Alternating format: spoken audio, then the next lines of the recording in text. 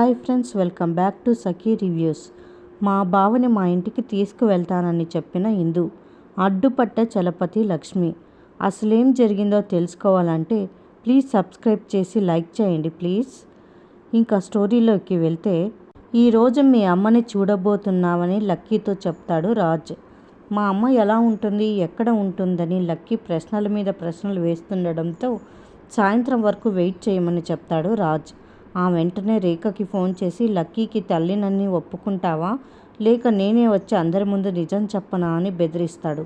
ఆ మాటలు విన్న రేఖ షాక్ అవుతుంది. ఇంతలో బ్రహ్మరాంబ ఐశ్వర్య వచ్చి, నీకేమైంది, ఎందుకు అంత పరధ్యానంలో ఉంటున్నావు, ఆ రాజ్గాడే ప్లాన్ చేసి మరీ నందుని మన ఇంటిలోకి పంపించాడు, ఈ ఇంటికి దూరంగా ఉంటున్నా నిన్ను దెబ్బ కొట్టాడని ఫైర్ అవుతుంది. దాంతో రాజ్ కథ ఈ రోజుతో ముగిస్తానని, దానికి ఏర్పాట్లు చేశానని రేఖ చెప్తుంది. ఈ మాటలన్నీ విన్న స్వాతి వెంటనే ఈ విషయం ఇందుకు చెప్తుంది.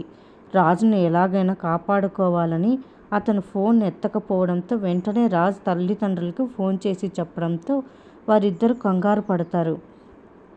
రాజును వెంటాడుతున్న రేఖ మనిషి కారుతో గుద్దేయడంతో అతను కింద పడిపోతాడు. ఆసుపత్రిలో చావు బతుకుల మధ్యలో ఉన్న రాజ్ని చూసి కంటతడి పెడతారు ఇందు, లక్ష్మి, చలపతి. వాడు నీ మగుడైనందుకే ఆ రేఖ చంపాలని అనుకుంది, అదే దుగ్గిరాల వారసుడని తెలిస్తే అసలు బతకనివ్వదని చలపతి అనడంతో ఇందు షాక్ అవుతుంది.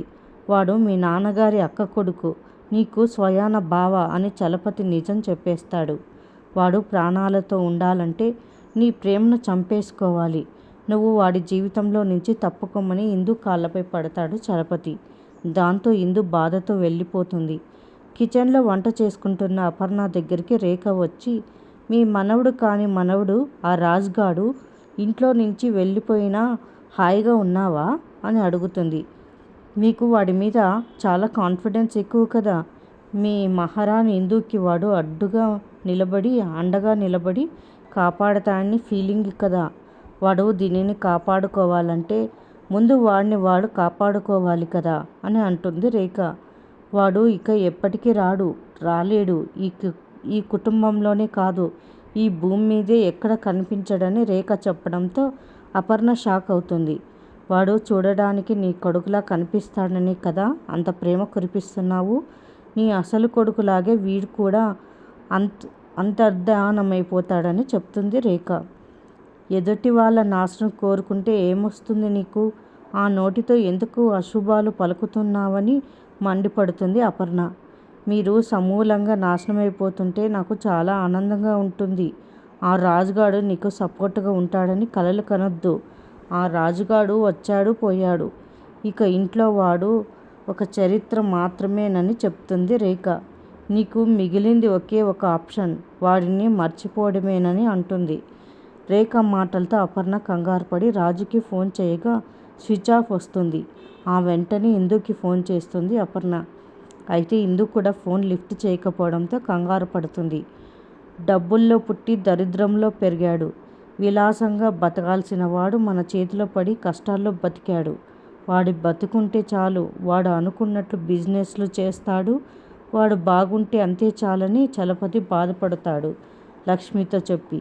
డాక్టర్ వచ్చి పేషెంట్ కండిషన్ బాలేదు, తనని బతికించేందుకు మా శాయశక్తులా మేము ప్రయత్నిస్తున్నామని చెప్తాడు. ఆ మాటలు విన్న చలపతి, ఇందు, లక్ష్మీలు షాక్ అవుతారు. రాజ్కి ఏం కాకూడదు, మీకు ఎంత డబ్బు కావాలంటే అంత డబ్బు ఇస్తానని చెప్తుంది ఇందు డాక్టర్తో. మా ప్రయత్నం మేము చేస్తాం, మీరు ధైర్యంగా ఉండండి అని చెప్తాడు డాక్టర్.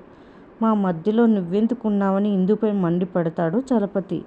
నీ పరీక్షలేంటో నీ లీలలు ఏంటో అర్థం కావు దేవుడా, ఆ రోజు యాక్సిడెంట్లో నా వాళ్ళు దూరం అయ్యారని అనుకున్నా, కానీ నా కోసం ఒక బంధాన్ని తోడుగా ఉంచావు, కానీ ఆ బంధాన్ని ఎందుకు హాస్పిటల్ బెడ్ మీద ప్రాణాలతో పోరాడేలా చేశావు.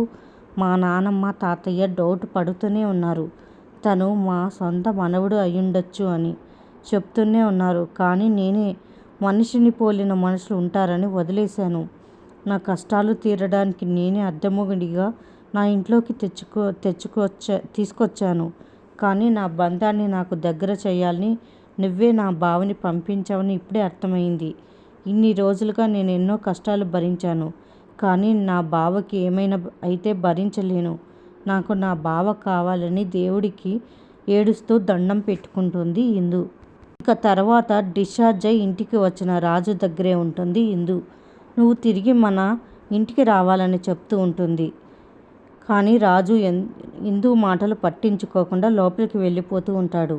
రాజు కాలు స్లిప్ అయ్యి కింద పడిపోతూ ఉంటే ఇందు పట్టుకుంటుంది. అప్పుడే అక్కడికి రేఖ వస్తుంది. వీళ్ళిద్దరిని అలా చూసి షాక్ అవుతుంది. ఇక రేఖ రాజు దగ్గరికి వచ్చి, నువ్వు చాలా పెద్ద ప్రమాదం నుంచి బయటపడినట్టున్నావు అని అడుగుతుంది. నువ్వే నన్ను చంపాలనుకున్నావు. లక్కీ గాడి విషయం పాతి పెట్టడానికే నన్ను అడ్డు తొలగించుకోవాలనుకున్నావు అని రాజు చెప్తూ ఉంటే అది విని రేఖ రాజు వైపు ఆశ్చర్యంగా చూస్తుంది. ఇందు లోపలికి వెళ్ళి కాఫీ తీసుకొని వస్తుంది.